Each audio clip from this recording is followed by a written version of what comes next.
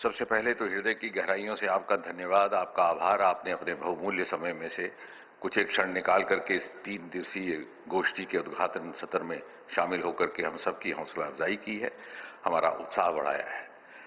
Emerging science technology innovation conclave ESTIC 2025 Bharat में एक ऐसे समय में आयोजित किया जा रहा है जबकि हिंदुस्तान की तकनीकी सलाहियतों की बिना पर आज दुनिया हमें इज्जत और एहतराम से देखने लगी है।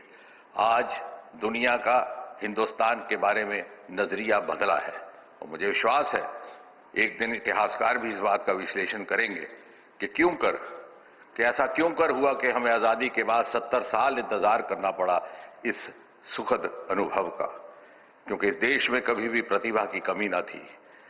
हमारे वैज्ञानिकों में, हमारे शोधकर्ताओं में प्रतिभा भी थी, काबिलियत भी थी, मेहनत करने का मादा भी था, आंखों में सपने भी थे, दिल में अरमान भी थे, लेकिन शायद अभाव था साधनों का, एक अनेबलिंग इकोसिस्टम का। याद कीजिए विक्रम साराभाई की वो तस्वीरें जब वो अपना कुछ सामान बाईसाइकिल के कैरियर पर लेकर के जा रहे हैं, और इस अभाव की पूर्ति हुई सन 2014 में प्रधानमंत्री मोदी जी के आने के बाद। प्रधानमंत्री जी, आपने विज्ञान और नवाचार को सर्वोच्च प्राथमिकता दी। आपने देशवासियों को यह एहसास करवाया और यह समझाया कि 21वीं सदी में तरक्की का रास्ता विज्ञान और नवाचार की मंजिलों को लांघ करके गुजरता है। आपने देशवासियों को यह भी समझाया कि विकसित भारत के शिखर पर पहुंचने के लिए लाजिम है हम ग्लोबल बेंचमार्क्स पर पूरा उतरें, हम ग्लोबल स्ट्रैटेजीज का पालन करें। और आपने ये भी एहसास करवाया that the age of silos is over. Private और पब्लिक सेक्टर की दूरियां खत्म कर दी गई और whole of government and whole of nation के मंत्र को लेकर के हम आगे बढ़े। और आपने ये भी एहसास करवाया कि हिंदुस्तान की अर्थव्यवस्था में वैल्यू एडिशन के लिए जरूरी है कि हम उन सेक्टर्स पर तवज्जो दें जो अभी तक न पूरी तरह तराशे गए न तलाशे गए। आपने लाल किले से आह्वान किया startup India, stand up India, और देखते ही देखते हम 1,70,000 तक पहुंच गए, दुनिया में तीसरे दर्जे पर आन खड़े हुए। आपने लाल किले से गगनयान की बात की, आपने लाल किले से बायोटेक्नोलॉजी बायो E3 की बात की, आपने लाल किले से वैक्सीन की बात की, आपने लाल किले से डीप ओशन मिशन की बात की, और नतीजा ये कि हम फ्रजाइल 5 से चौथे दर्जे की इकॉनमी बन गए। हम स्पेस इकॉनमी में नाम निहाद थे, आज $8 बिलियन पर खड़े और अगले 7-8 सालों में 4-5 गुना बढ़कर के 40-45 बिलियन हो जाएंगे। हमारी बायो इकॉनमी मात्र $10 बिलियन थी, आज तकरीबन 200 बिलियन और बहुत ही कुछ ही समय में, कुछ ही सालों में 300 बिलियन। हम ग्लोबल इनोवेशन इंडेक्स में रैंक 80 से रैंक 38 पहुंच गए और बायो मैन्युफैक्चरिंग में इंडो पैसिफिक में तीसरे दर्जे पर आज हिंदुस्तान के बनाए हुए heart valves, devices, medical implants दूसरे देशों में जाते हैं। लेडीज एंड जेंटलमैन, हमने वो जमाना भी देखा और आपने भी देखा जब एक सफल प्रयोग किसी और देश में होता और यहां उसको पहुंचते पहुंचते 10-15 साल लग जाते। याद कीजिए टेलीविजन के मिसाल को।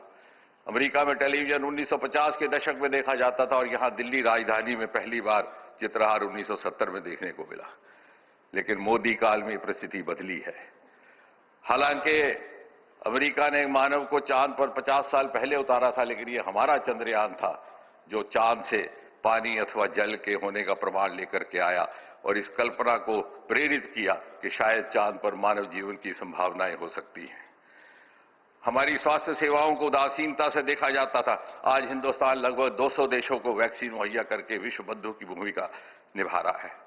Ladies and gentleman, there is a visible aspirational surge in the youth of India.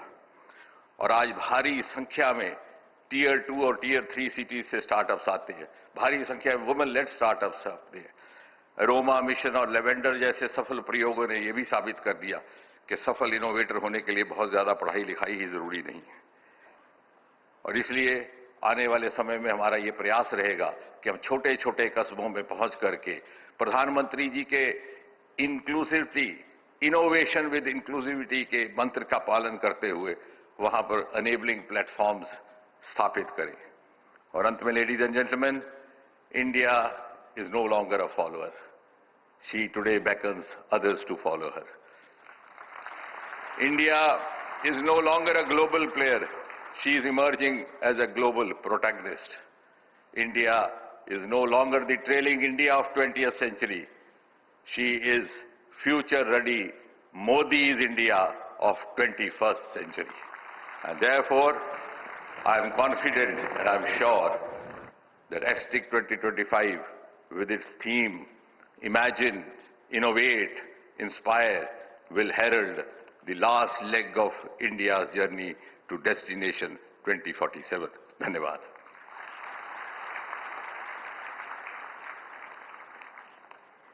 बहुत बहुत धन्यवाद माननीय मंत्री जी ने भारत की हमारे सामने तस्वीर रखने का और सभी को प्रोत्साहित करने का।